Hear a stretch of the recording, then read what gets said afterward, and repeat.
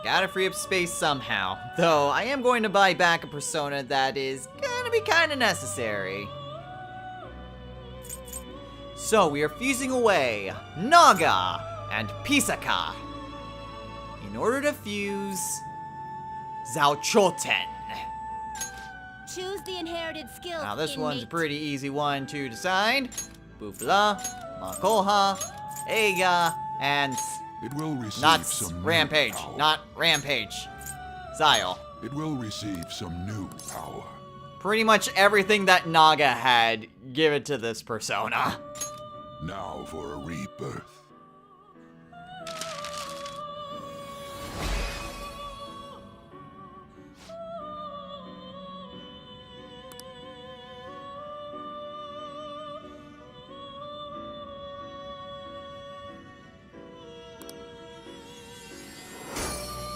Again, kinda need to make some more space. Though, like I mentioned, there is a persona that I'm going to buy back because I kind of need to raise that one up. Okay. But Zhao Choten gets 3 levels and learns Terror Claw, and Sharp Student, and Resist Fear. Well, I mean, Terror Claw actually isn't as powerful as Giant Slice. I do like what I've got, and I do like having Sharp Student. Fear wouldn't exactly be a bad status condition to inflict. Plus, I've got other physical personas. We'll get rid of Giant Slice. Ooh, next is Swift Strike. That wouldn't be bad. What's up, everyone? This is El Destroyer 229, and welcome back to Let's Play Persona 5. Last time, we began exploring Futaba's pyramid, as we pretty much did everything except explore the pyramid itself. We went on over to the town where a bandit had stolen a map of the entire palace, and then we got thrown into a trap and were stuck underground for a little bit. But we managed to make our way out. In this episode, we are going to head back to where we exited in order to find, well, some way to progress onward. In case you were wondering, I went ahead and bought back Anzu, because I needed to learn Dekaja if I want to complete Caroline and Justine's quest. So I also need to free up 2 more spaces, but that is another problem in and of itself. But we're going to go ahead and head down the underground passage. Okay, just out of curiosity, 6 is Anzu. Yes, okay. I think if this is what I think it is, Anzu should be exactly what I need. However, we are going to go ahead and head all the way back down to where we just were. Fortunately, most of the shadows have respawned, but that shouldn't be too big of a concern. I'll reveal your true form. Especially when all the enemies are weak to what I currently have. And we are pretty close to that. Yeah, let's maybe get over here before that enemy comes back. All right.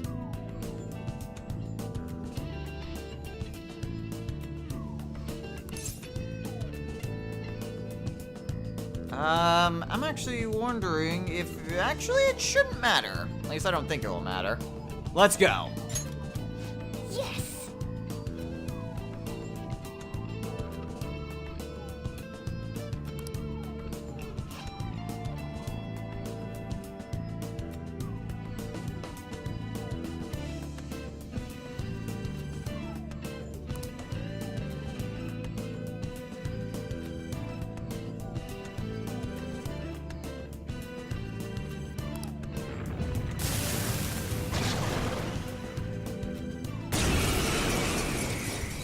Thank goodness, it is exactly who I would figure it would be.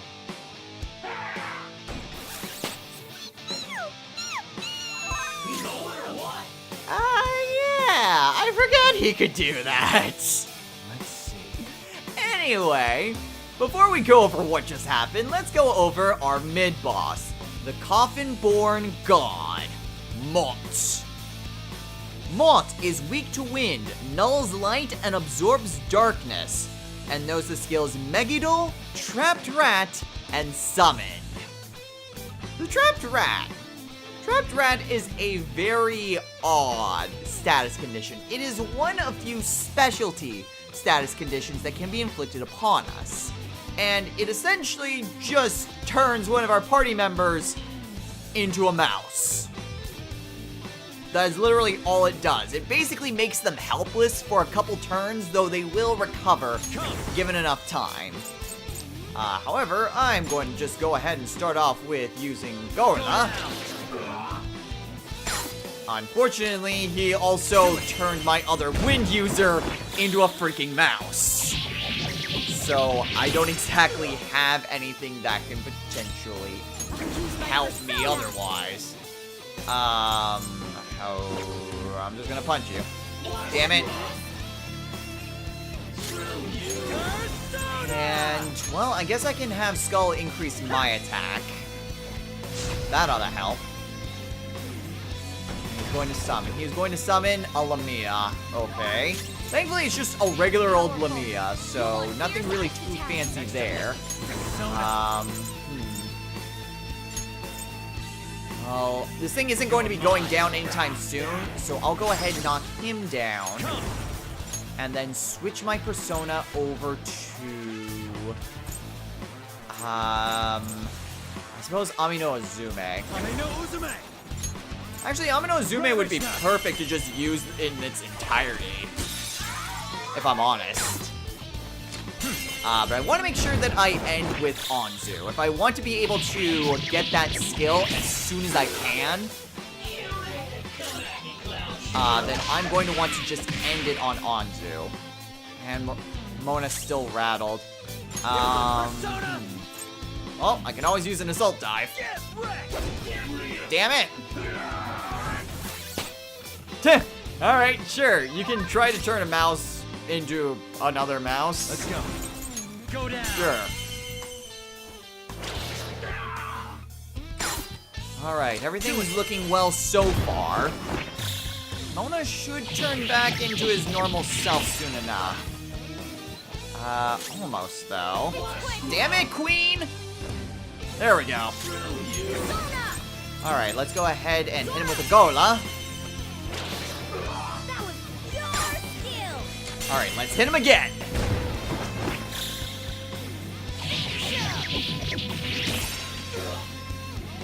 Good. Alright. Everything's going exactly as planned. Not a problem. Not a problem. We'll just knock down Lamia with Amino Uzume. Cool, Joker. And then switch back to Anzu to finish them off. Looking cool. Perfect. Show them no mercy.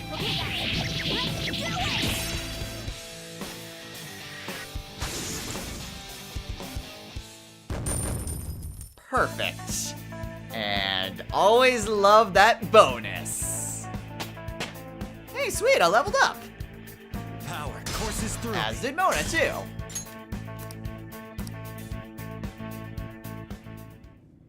Yes.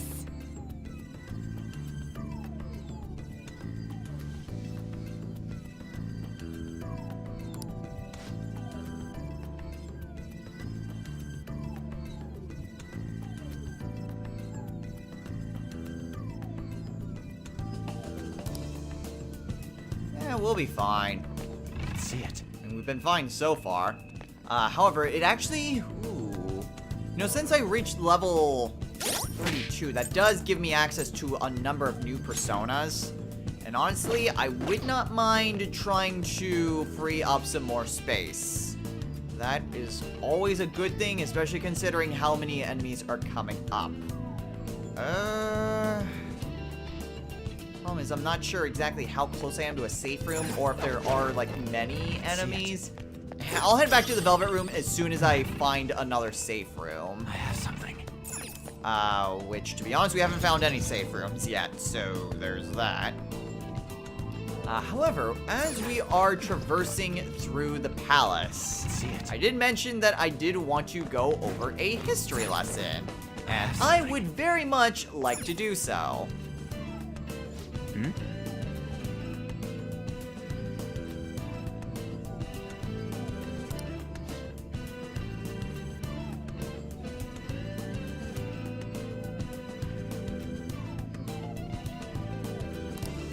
This is amazing.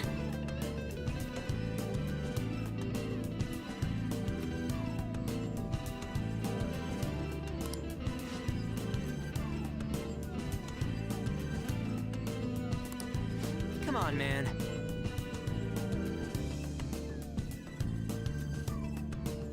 Watch as it slowly turns towards us.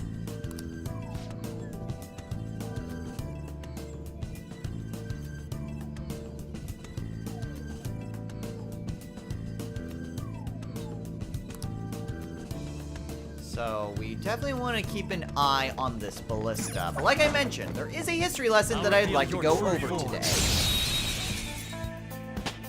And now for the slow stream of level ups.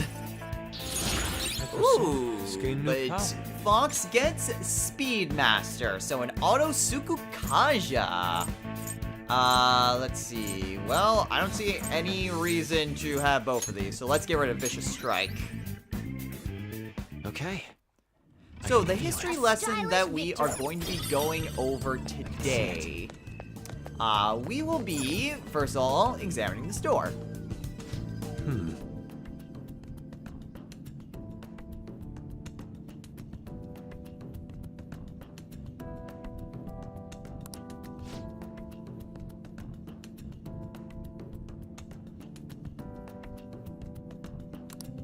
How suspicious.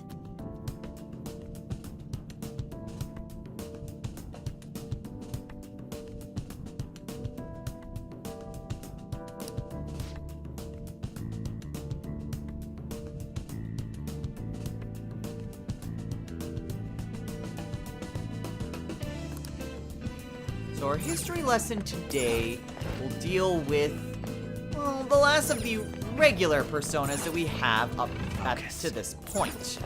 And that would be Makoto's persona, Johanna. I'll reveal your true form. Ooh. Okay. Let's maybe take a look at what we just got. A Tetra Hammer. Tetra Hammer. Tetra Hammer. I do not know what that does. Hammer that negates the physical reflect effect of one foe. Okay. So, yeah, pretty self-explanatory about that. Though that is a very circumstantial type of item. Maybe worth it to sell it or something. Anyway, like I was mentioning, we are going to be going over Johanna. Somewhere. Oh, this is just a shortcut to get over here. Also, there's a button. Hey.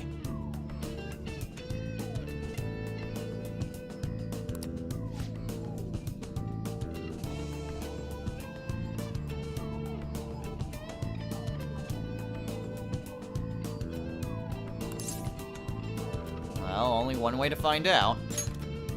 You're right.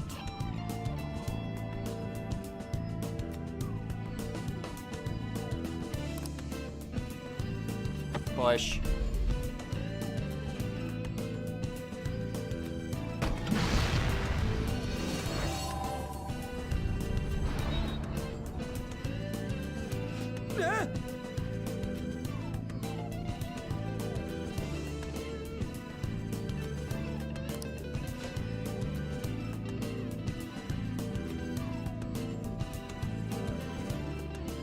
No, you think? Hey.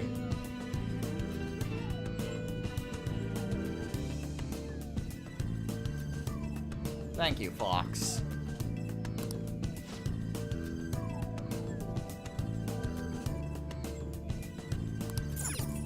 So they do expect us to jump down there, but there's also the door. So, Johanna.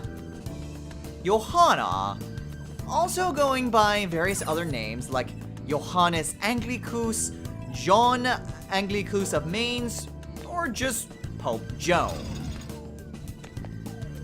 Johanna is a fictional figure who was said to have been leader of the Catholic Church between 855 and 857. Focus. Ooh, a ruby. Well, we have this.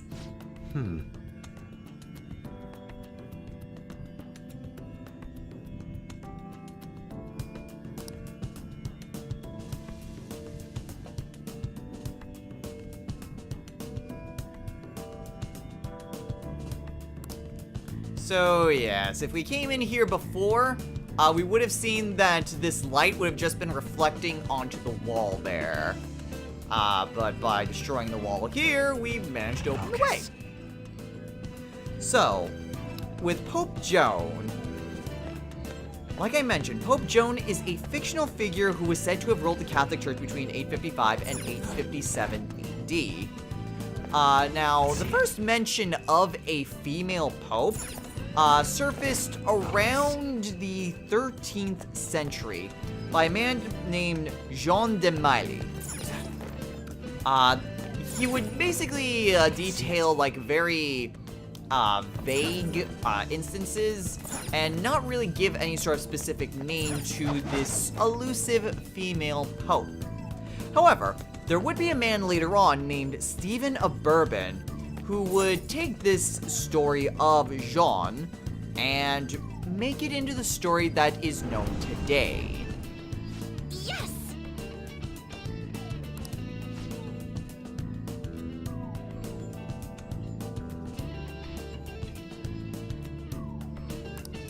Hey!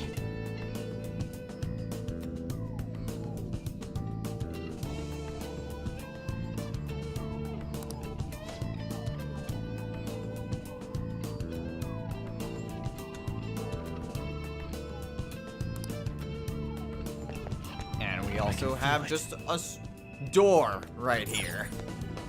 Pull. Now, there are a few different variations on the story of Pope Joan. However, I'm going to go over what is the most well-known of these. Hey!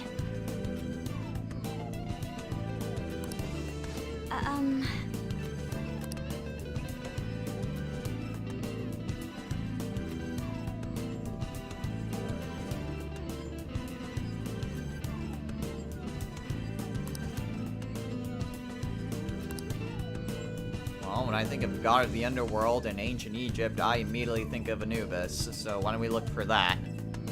Anyway, the Pope Joan story goes as such. It starts out with a woman. A young woman who has various names.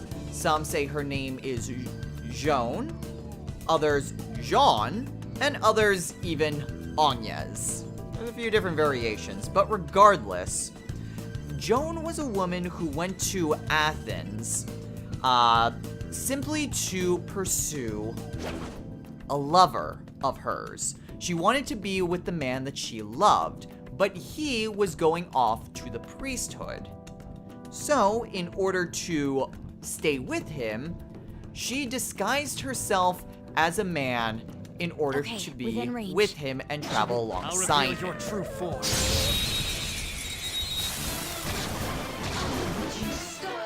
Oh, The first move hi is out. there, Isis. Yeah, this is not gonna end well. But both are weak to psychokinesis. Skills. I know I have someone that still has psychokinesis. There's Fuki. I also have Zalchoten. You know, save up on the SP. There. I know I have recovering SP, but Right. Incredible Joker. I also don't have anyone else who knows psychokinesis. So let's just go with some money. I'll compromise. And and I'd rather not piss them off. Goodbye.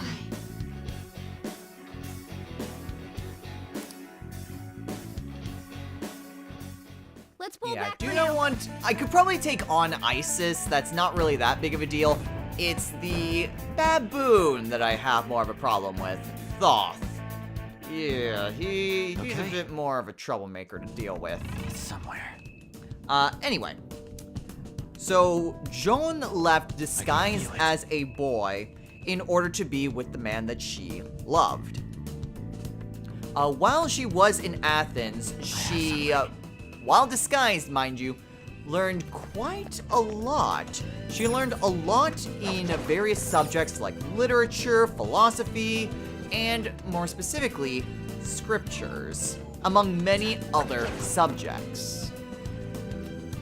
And since she was disguised as someone who was going into the clergy, many people thought that she was a boy still, and they were pretty impressed at how much she was able to learn. Oh, I thought this was a safe room. Dang. Well, there is something over here, and it's called treasure. Hmm?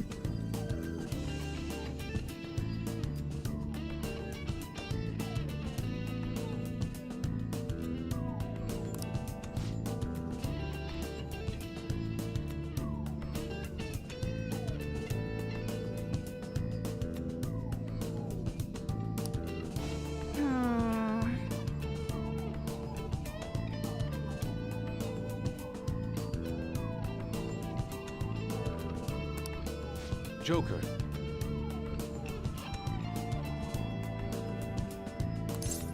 Sounds like a key to me. Indeed.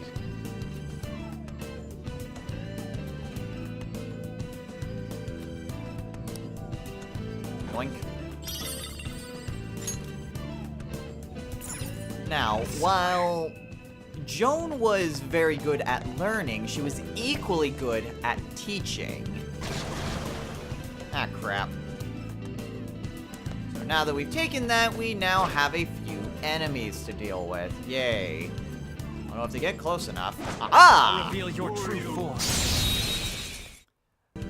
So Joan became victory. quite well known as a teacher as well.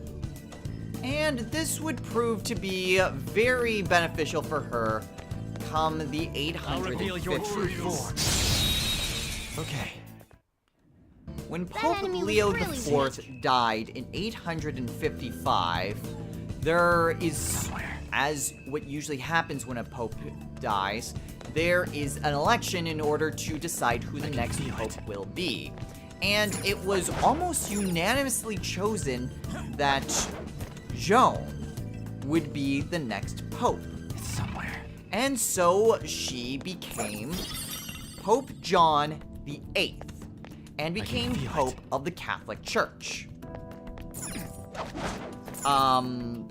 Keep in mind though that in this entire time, as I continuously mention, unfortunately with this gem, there are just enemies who keep spawning in.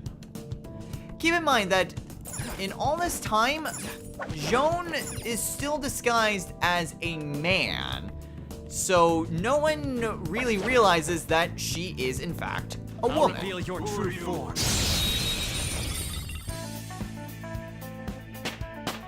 Hey! Okay. Precisely what I needed. Let's see that in action soon, okay? Ooh. And Skull got Swift Strike. Let's see. Light Physical 1 to 3, Light Physical to 3 to 4. Definitely better than Rampage. Next is Shock Boost. It has its uses. Okay.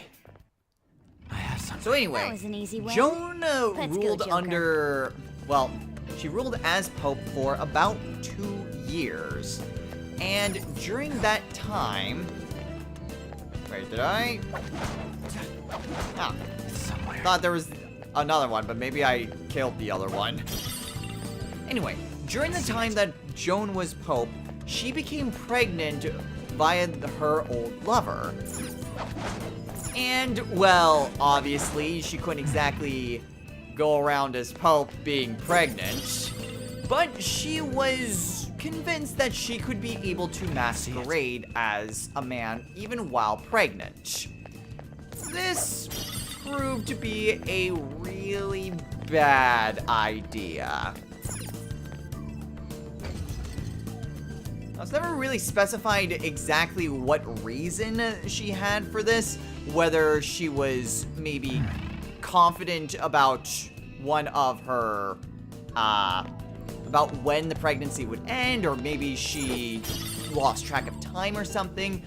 But regardless, while she was Pope, and in a procession no less, Joan went into labor and gave birth during a procession from St. Peter's to the Lateran? I'm not entirely sure how to exactly pronounce it.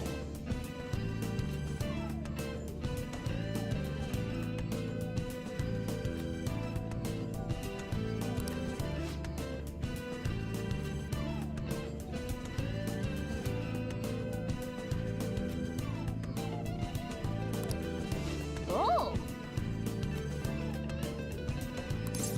Hell yeah. yes.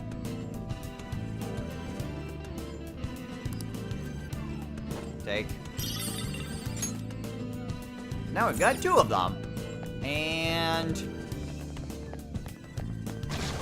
yeah, I knew there'd be a shadow that came out one of these places. I'll reveal your true form. And here comes the train of level ups again. All right. Now from here, A the complete story victory. can differ. keep There's a few different accounts as to what happened after Joan literally gave birth in the middle of a procession. The most common instance is that she was immediately killed because, you know, the Pope was a woman and that was not acceptable by any means. Like, not even today. So, yeah, she was essentially killed, but there are other instances in which she was imprisoned for deceiving the entire faith. And she later dies while incarcerated, though the son that she gave birth to in this instance does go on to become a priest in his own right.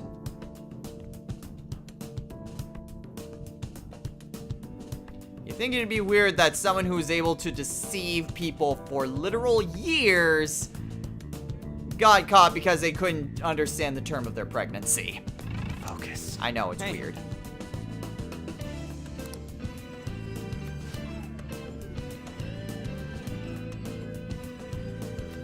I see.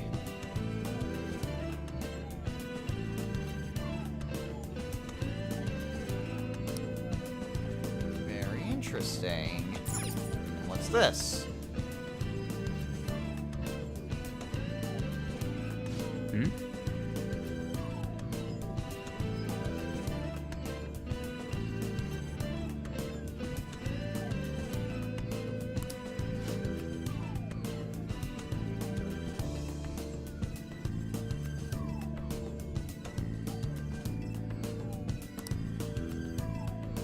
Possibly. However, there's not exactly a good way to turn it.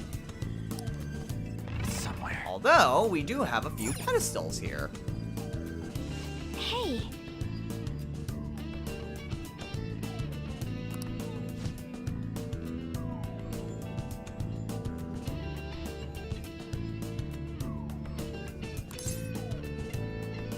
Well, let's give it a shot.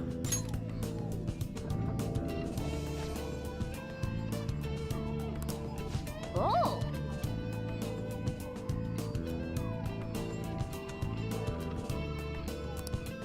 Yeah, it's literally like right next to it. hey,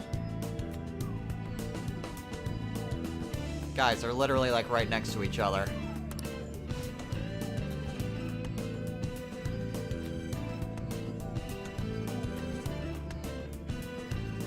It's freaking called Anubis. Anyway, let's try it. Oh.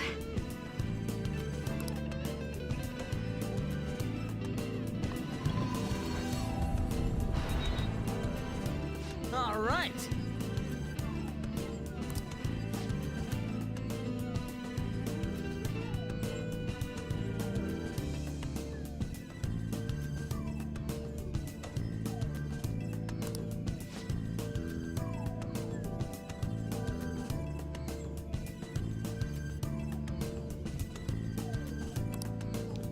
Right. However, now we can actually progress onward. So, pausing the story temporarily as we investigate the door. Yes!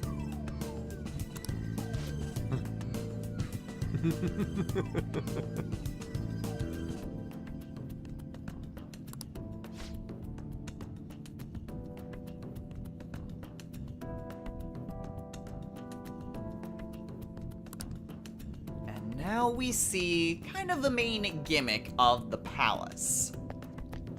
Throughout our course through here, we have these various doors that we need to open that require light.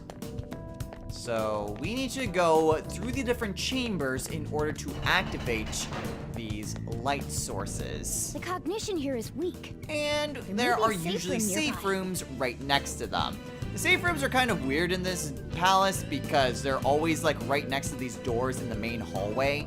I'm not sure if there are any others that are in any different areas, but if we take a look at the map, you can see that there's two more that are up further ahead, and those are safe rooms. Both of those are safe rooms. Don't know why they did it that way. Safe rooms are weird sometimes. Anyway, let's go ahead and hit up the safe room first. We found a new safe room. And we're at the bottom of the corridor. So before we continue on in our tale, let's maybe consult our party members and see what they're all Well. saying.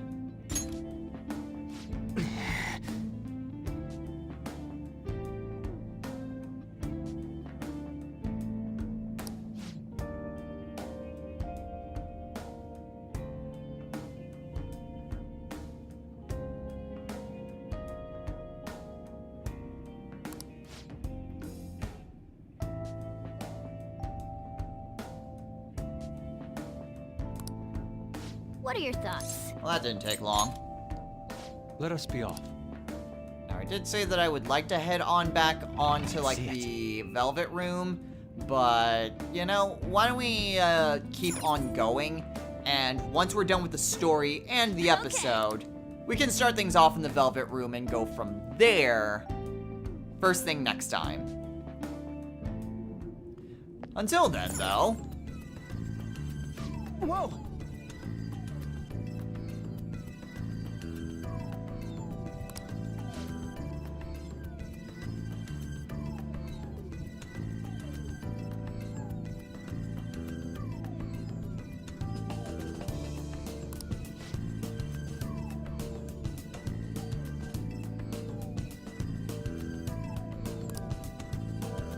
Alright, and now we can also continue our story.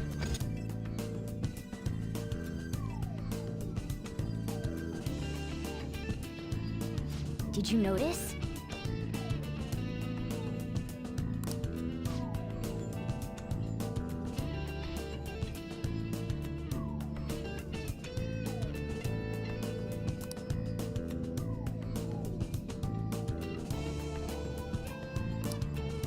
And just to be on the safe side, I am gonna put Isis back in my main persona, because there's a reason why I want to keep her. Anyway, the story of Pope Joan was very much believed to have been not a tale of fiction, but of fact, between both Protestants and Catholics for several centuries, actually. This tale was just believed to have been true. In fact, it wasn't until about the 16th century that there were the beginnings of people doubting the story of Pope Joan. And it was a little bit later in 1601 that Pope Clement VIII finally made a declaration about Pope Joan. And that was the fact that the stories of Pope Joan were not true, that they were in fact tales of fiction.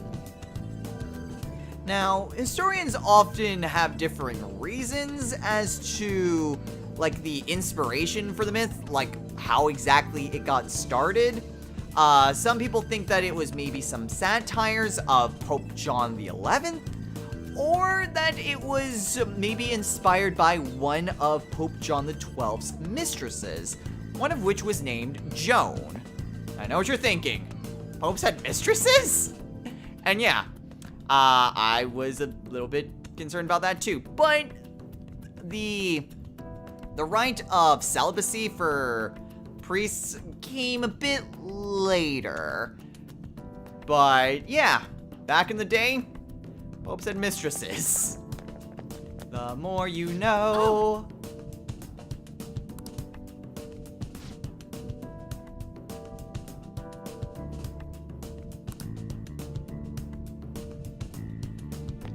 Okay, well, if you insist.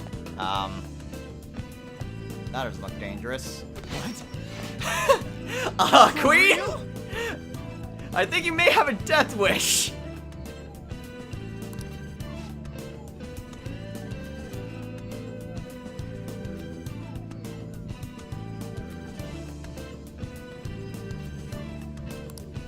Indeed.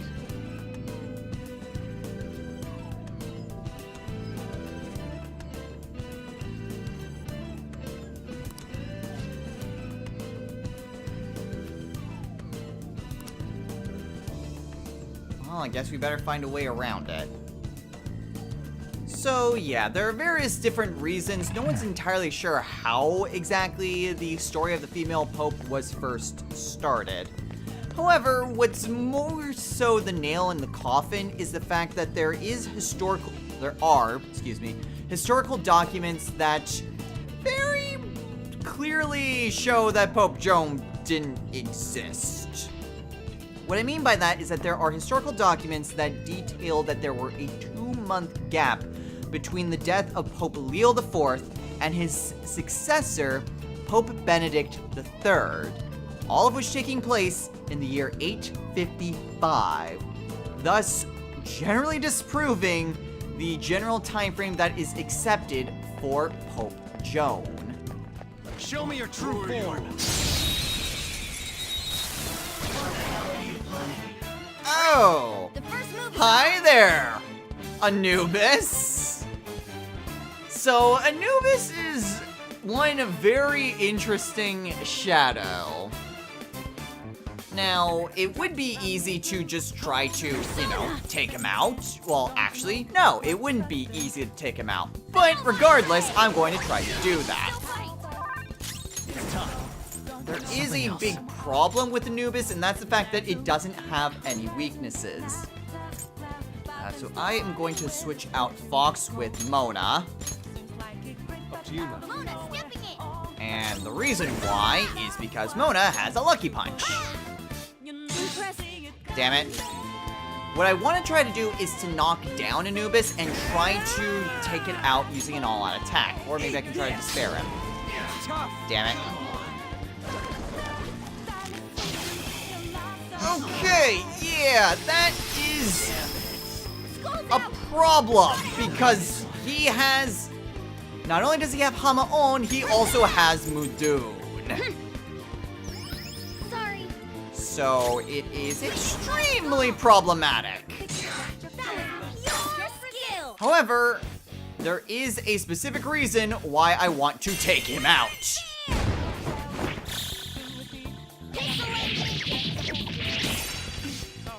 Damn. But even an all-out attack won't finish him off. Now, the reason why The opponent is strong.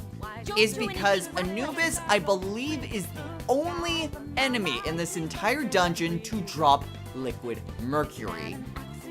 This is the other component that we need in order to make the Eternal Lockpick. So it is very, very much worth it to try to get it. Unfortunately, Anubis is really freaking strong. So trying to do that can be a bit troublesome. But that's also why I have Isis, because Isis nullifies both light and dark. So if nothing else, I am done. Ooh, unfortunately, my allies are not doing so hot. You pulled that. Yeah! Victory! Okay, well that sucked. And unfortunately, you're not guaranteed to get the drop either. And you need 10 of them to make the Eternal Lockpick. So yeah, my usual saying of just, you know, just knocking down enemies and then going and demanding money or items. It's not exactly the best way to do that for Anubis. Shadow ahead. Take caution. Well, it's a gap. I have something. Thankfully, an easy I'll gap. reveal your true form. All right. Now, despite evidence to the contrary, an there easy are win. still plenty Let's of go, people Joker. who still very firmly believe in the Pope Joan myth. For example, in 1675, a man named Alexander Cook published a book. I have to stop so that way I can read the title, because this title is something. The title of this book is as follows. A Present for a Papist, or The Life and Death of Pope Joan, plainly proving out of the printing copies and manuscripts of popish writers and others that a woman called Joan was really Pope of Rome and was there delivered of a bastard son in the open street as she went in solemn procession. I am not kidding, that is the name of an actual book. Book titles were weird sometimes. Anyway, more contemporary writers have a differing explanation. And yeah, another trap right there. I can see it. More contemporary writers argued that Joan's reign was actually real, and that it did happen, but not in the time frame that is generally accepted. Instead, these writers would tend to argue that Pope Joan reigned somewhere between 1086 and 1108, possibly during the reign of Popes Victor III, Urban II, or Pascal II. Now, this is significant in the fact that the original story of the nameless female pope by Jean de Mailly, he actually stated that the female pope was in 1099. It wasn't until Stephen of Bourbon came along that the date became around 855. So it would actually match up with the original document of the unnamed female pope. Now, why would this matter? Why would it be the reign of any of these three popes? What significance does that have? Well, what was actually interesting that was happening around Rome at this time was the fact that Rome was occupied by the Holy Roman Emperor, Henry IV. And thus, the Pope actually didn't reside in Rome. Which is weird, the Bishop of Rome not being in Rome. Yeah, politics. Anyway, as a result, there were many anti-popes that claimed authority during this time. A lot of people who claim to be the Pope but are not recognized by the Catholic Church. And it could very easily be possible that Pope Joan could have been one of these anti-popes.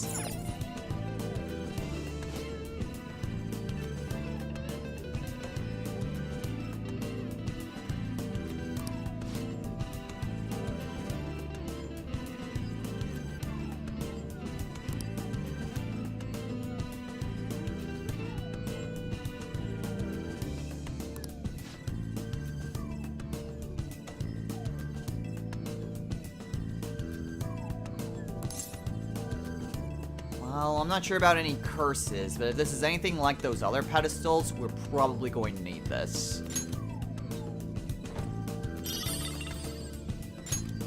Yeah.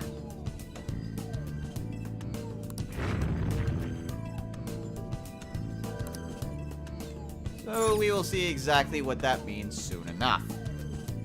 So anyway, while there are many claims for and against the story of Pope Joan, and trust me, there's a lot of evidence pointing to and from, for and against the story, anywhere from the design of the Pope's chair to the fact that Eastern Orthodox leaders would have taken any advantage to slander the church, and they didn't.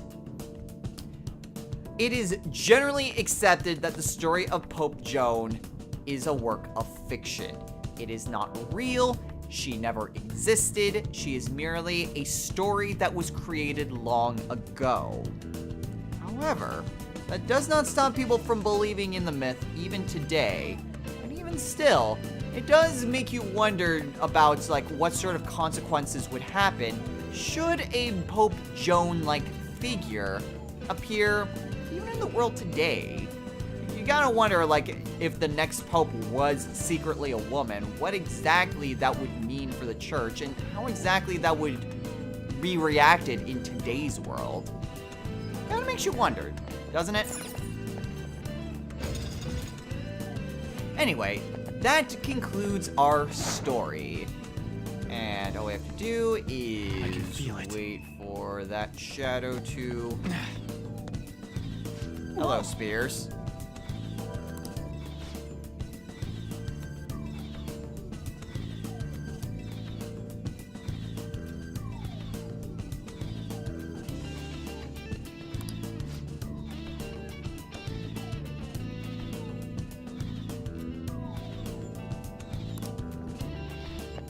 Not exactly any way that we can get past it. So if that curse is real, then putting the gem back may be the way to lift it.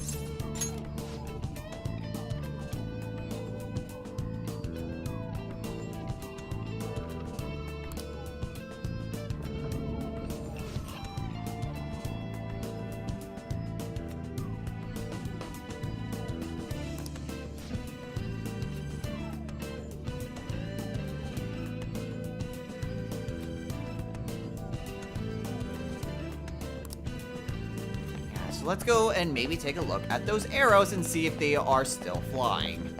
Enemy ahead! Be careful! And no, it is not. So, as we can very clearly see, the curse has been lifted and we can proceed onward. And hey, look, a button.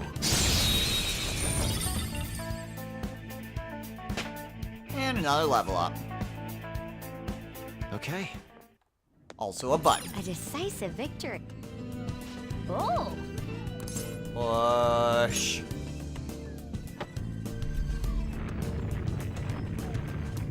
Isn't that...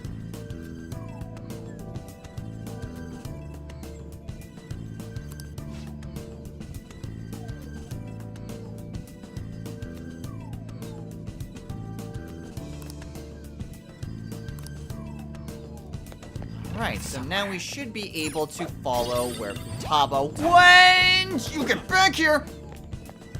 Nope, nope, nope, nope. You aren't rare end? not getting away from me! Hey, that's a rare one! I am not letting you escape from my grasp. They're all knocked down! Don't resist! That was incredible! And with Chihaya's ability, you're gonna give me so much money! This'll end it!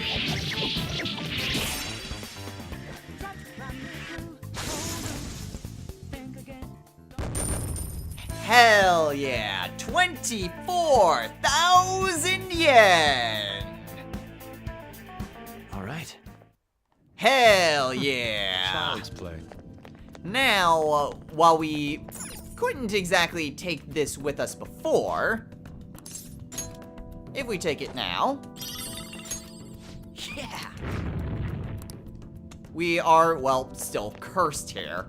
And basically what that curse does is that it prevents us from going over that way. That is all that curse does. There is no other reason for this curse to exist. It's just a very minor inconvenience. Anyway, with the gem in hand, we also have enemies that we need to fight in order I'll to reveal your true proceed form. onward. Fox.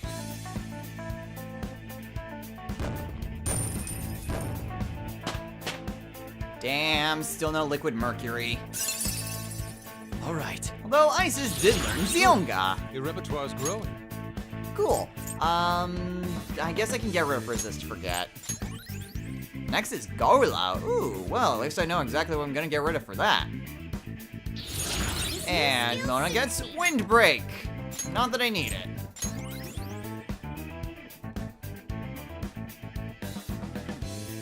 Okay. Alright, we are starting to run pretty low That was on an easy win. time. Let's go, Joker. I'm actually going to not run because enemies can spawn whenever they damn well please.